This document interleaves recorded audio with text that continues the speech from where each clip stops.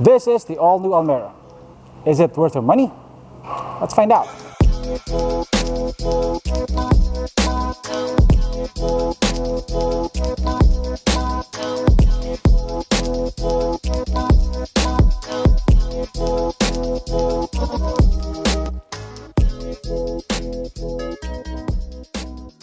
The new Almera gets a very dramatic improvement in styling. It looks like it skipped 2 generations. It looks very different from the old model. Nissan calls this new design language emotional geometry. It now has sharper angles, sharper lines.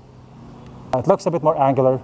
It's quite a far cry from the old Almera, which looked rounded, egg-shaped, and medyo plain looking, to put it nicely.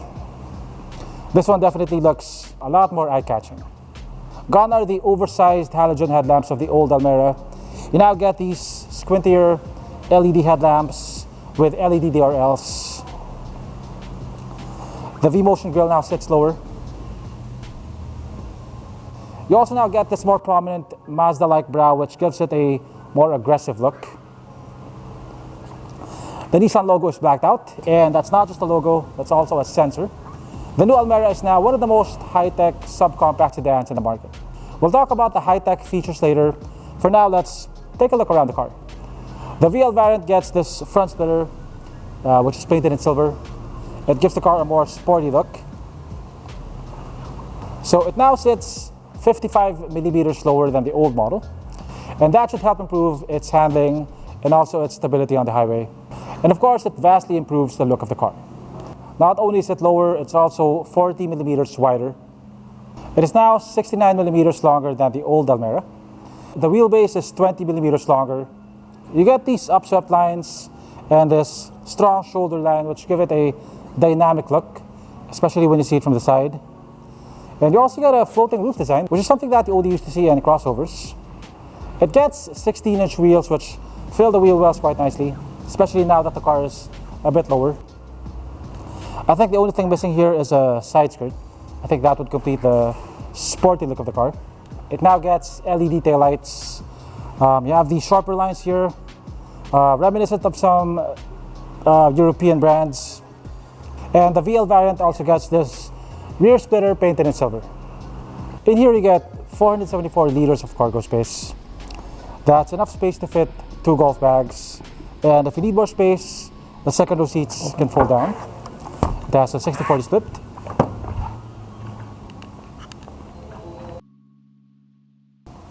So in here is a 1-liter 3-cylinder turbocharged engine.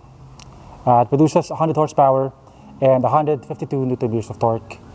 The Almera is the first among Japanese sedans to offer a turbocharged engine here in the Philippines. It's about half a liter smaller than its competitors, but its output is about the same. It's lighter and it's also more fuel efficient.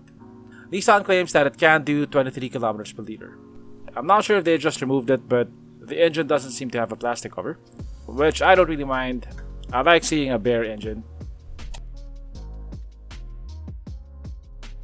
The interior of the new Almera looks very similar to the new Terra, and I suspect that we'll be seeing very similar designs in the future.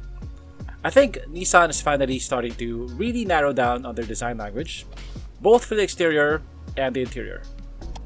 You get a leather-wrapped steering wheel with a flat bottom. You got some aluminum accents here. Yeah, the padding is not that soft, but it's soft enough. This is hard plastic. This is leather wrap right here, with white stitching. Down here you get one USB port and one 12-volt outlet. The start-stop button is down here.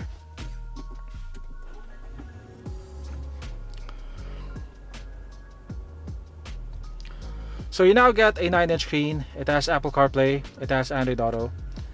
And you also get... Not only do you get a rear camera, you also get a 360 camera. And currently this is the only Japanese subcompact sedan that offers a 360 camera. The resolution is pretty good, and you also get active guidelines. By the way, the vehicle has electronically assisted steering, so it is pretty light. You can turn it with one finger. It gets a regular manual handbrake. It gets leather seats. Both seats are manually adjustable. You get some faux carbon fiber accents here, some piano black accents here. Yeah, by the way, this is hard plastic and this is also leather wrapped. One thing though is that it doesn't have a center armrest. That's something that's quite important to me. Over here you have 2 USB ports, 2 cup holders, and some storage down here. You have the glove box is decently sized. It is not dampened though. You get an analog speedometer. The tachometer is digital. You also get a digital screen at the center, which shows you various driving information. So in terms of materials and design, I would say this looks a bit better than the Honda City and also the Vios. In terms of features, this is ahead of the competition, way ahead. Okay, so here at the back seat, they have plenty of legroom. Headroom is also quite good. I can fit 1 finger. It's not so bad. You get a center armrest with 2 cup holders. You get ISOFIX tethers. The second row seats can fold forward. You get a 60-40 split here. So you don't get air vents. You do get USB ports though. One advantage of not having an armrest is that you can share USB ports with the front passengers. No map pockets on the driver's seat, but you get a map pocket here. The Nissan Almera is now the most high-tech subcompact sedan in the Philippine market, by a significant margin. Nissan went over and beyond the call of duty here, as most subcompact cars in the Philippines are pretty low-tech. If they just offered a rear-view camera, they'd be ahead of most of the competition. But that's not all that you get on the new Almera. You also get forward collision warning with intelligent emergency braking. We get blind spot warning, rear cross traffic alert, hill start assist.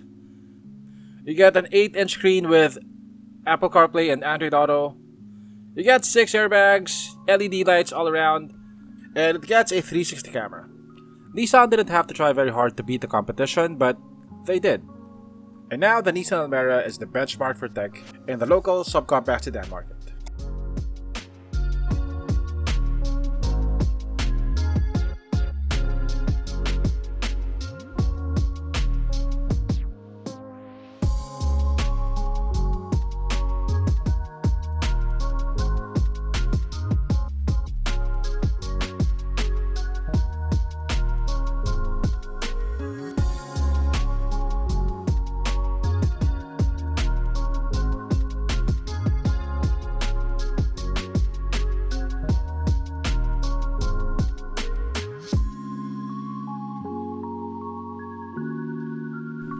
Right now, as I'm editing this, I don't know the price of the Almera. It's not going to be announced until the launch. But the previous Almera competed with the Honda City, the Mirage, and the Vios. So we'll do a mini spec sheet comparison with these vehicles. Compared to the Mirage, the Almera is better in every way. Except for the price again, which we currently don't know. The Almera has a more powerful and more fuel-efficient engine. It has more tech features. It has a better interior. The Honda City has rear air vents and an armrest, which the Almera doesn't have. The Almera though has the advantage when it comes to tech and active safety features. The 3rd generation Vios is almost 9 years old now, and while it has that coveted Toyota badge, in terms of tech and interior appointments, it is lagging behind the competition. So now let's talk about the pricing. Nissan didn't disclose this information until I was done shooting the video. The Almera starts at 728,000 pesos for the base model and 1,098,000 pesos for this VL and Sport variant. If you want it in pearl white, just add 15,000 pesos.